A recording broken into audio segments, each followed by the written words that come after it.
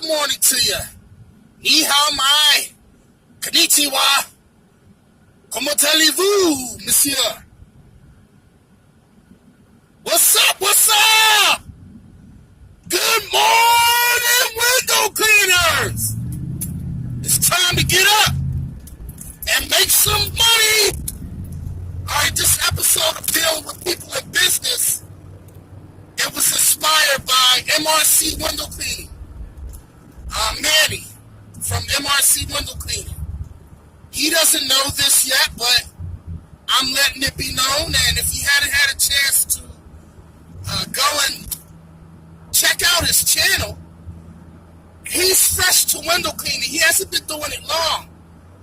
But I got a feeling Manny's going to do great things with his business because I see the desire that he has. And it's not just for show. It's not just for the camera.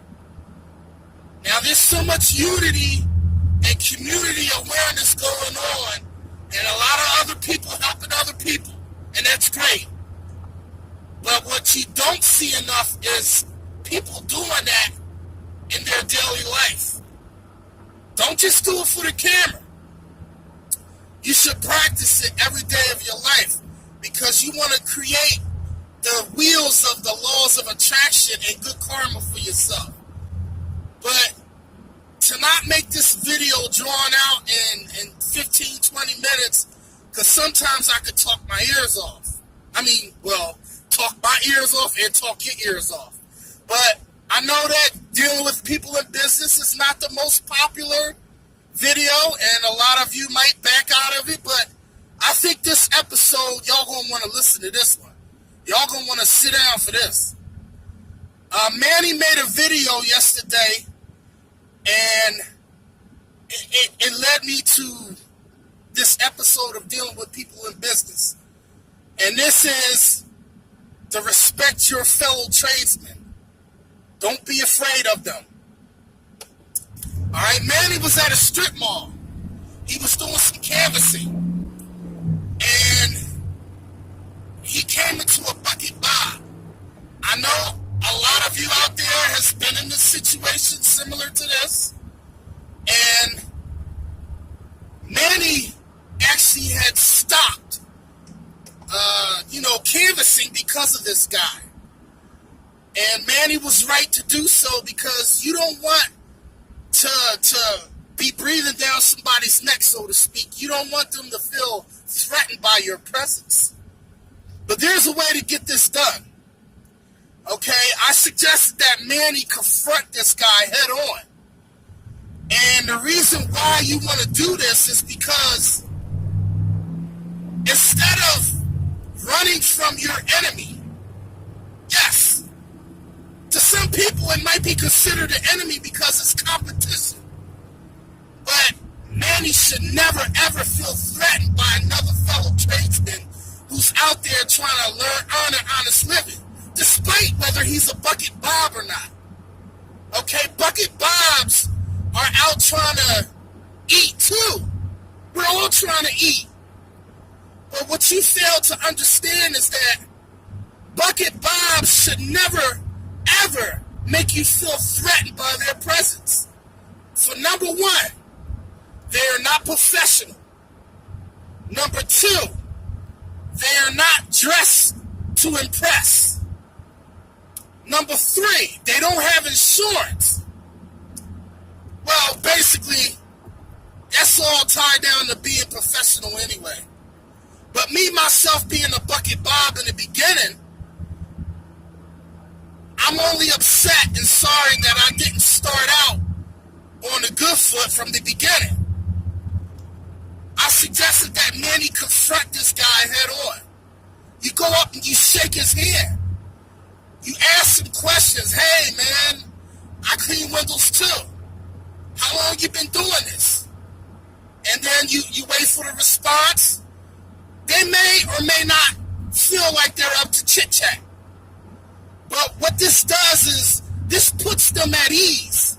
This makes them feel a certain way towards you. Also, what it also does is that it kind of like makes them feel like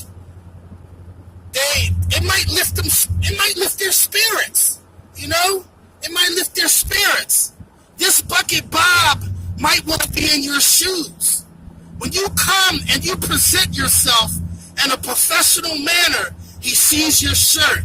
He sees your professional mannerism. Okay? This might give him some goals, something to work on in the future. So you should never feel threatened about being professional against somebody who's not in your line of work. He is in your line of work, but he's not on your level, if you can understand what I mean. Okay? The next time this guy comes around, and he might not know that you have a job at that particular account.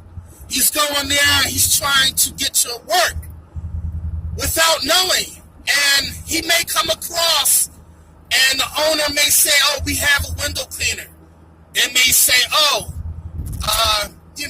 Manny does it, or MRC Window Cleaning does it. What this does is he'll remember that time that you cared enough to come and introduce yourself and shake his hand. Have a conversation with him. Say, oh, okay, so what do you just do this part-time, full-time, or what? You know, the fact that maybe he's been doing it longer than you, he shouldn't feel threatened by you either, because you're still new. But he may or may not. It doesn't even matter how he feels.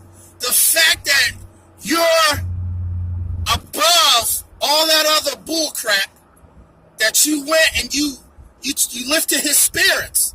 Maybe you left him with a smile on his face and said, oh, he seems like a nice guy. That was nice of him to come and introduce himself.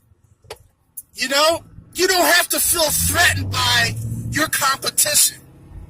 When you see a window cleaner, you go up and you shake his hand. I'll tell you why. Because there's not enough of us in the world. As many as you think there are of us, this is a profession, like I said, that no one wants to do. No one ever wakes up saying, I'm going to be a window cleaner when I grow up. You don't hear this too often. It's a trade that most people can't fathom the idea of making a good, honest living and great money from it. And the people that can, this is the people who are making money. These are the people who are making big bucks. You hear about people saying, I want to be a doctor or a lawyer when they grow up. Never a window cleaner. And if there is, there's very few. Probably the amount that you can count on one hand that you might know in your lifetime that might want to say this. Okay? So, never feel threatened by your competition. You know the old saying, keep your friends close and your enemies closer? Okay? Enough said. Now, I'm just going to share a little story with you so you can grasp the meaning of what I'm saying. There was a Bucket Bob who rode his bike. He's been doing it for 15 years. And yes, you think by now he would be more professional, but sometimes people like staying in the sidelines. I'll tell you why you shouldn't feel threatened by Bucket Bobs. Bucket Bobs cannot touch residential most of the time. They lack the professional mannerism. They do not have insurance. They don't look the part. And no homeowner is going to want somebody like that in their house, point blank. Which is why a lot of us in the trade focus on residential, because there's too many homes, and there's not enough residential competition. Because Bucket Bobs, it's easy to get storefronts and mom and pop stores and commercial accounts. There is a lot of competition. Yes, there is. So now, 96% of my business was commercial and commercial and storefronts. You know, mom and pop stores. Just last year, I decided to start doing residential. That number changed to 85%. This new year coming, I'm going to focus more on residential, and it's going to go down to about 60%. 60% commercial and storefronts and 40% residential, because it's growing. My residential is growing. Am I going to get rid of all of my storefronts and commercial? No. No, I'm not. Absolutely not. Eventually, maybe I might break away with it, but that's good, consistent money. And here's an idea that y'all can do. Y'all can focus on residential and still have your storefront, but you can make so much money during the summertime that during the off season, you could fall back and relax if you want. You could focus on the other part of your business, and that's preparing for marketing and promotions and things of that nature for the next season. And you could just work 2 or 3 days out of the week doing your storefronts during the winter, during the off season. Or you could choose to stay home because you made so much money that you can actually hire somebody part-time and train them through the winter months and get them ready for next season so that you can have some help. Okay? So I'm going to share a little story with you. I know the video's 12 minutes now, but if you made it this far, then you're doing good. I had a Bucket Bob. Like I said, he was 15 years, and he didn't seem like he had any intentions on improving himself. Why? Because he's comfortable. He's making money. He's not paying taxes. He's not paying business insurance. You know, he's riding his bike. He has no overhead, I gather. He might even live home with somebody, you know. So really all his money is going towards God knows what. Maybe the guy's on drugs. I don't know. You know, a lot of those Bucket Bobs got issues, and that's the reason why they can't progress. But I encountered this guy. I see him all the time. And I have a strip mall that I do. And he actually came down into my territory. And he did not know that that was my territory. But I didn't have to let it be known. Even after I found out that he was down there trying to get my jobs, I encountered this guy. I walked up to him and I said, "Hey, what's going on, man?" And I talked to the guy. You know, he's a little bit off. I did a live show with him on camera, and some of you may have remembered this, but that was deleted along with my other 500 videos. But this guy, he had a ratty-ass mop, and it was busted through the corners. I gave him a new mop cover. Well, it wasn't new, but it's new to him because it was still in good shape. And to this day, I saw him 7 months later, and he still had that mop. I also gave him a piece of razor red rubber. And several months later, he still had that razor red rubber in there. And I thought that that was amazing. Amazing. He utilized what I gave him, and he made, I don't know how much money he made with it, but when I looked at the rubber, he was too good to accept anything else from me. He probably felt guilty and felt bad because he tried to take my accounts. But my customers are loyal to you. They will be loyal to you, and they were loyal to me. And they let it be known that I clean the windows. So he backed off. He did not know. My customers let it be known that they had no intentions of going with somebody who's cheap. Okay?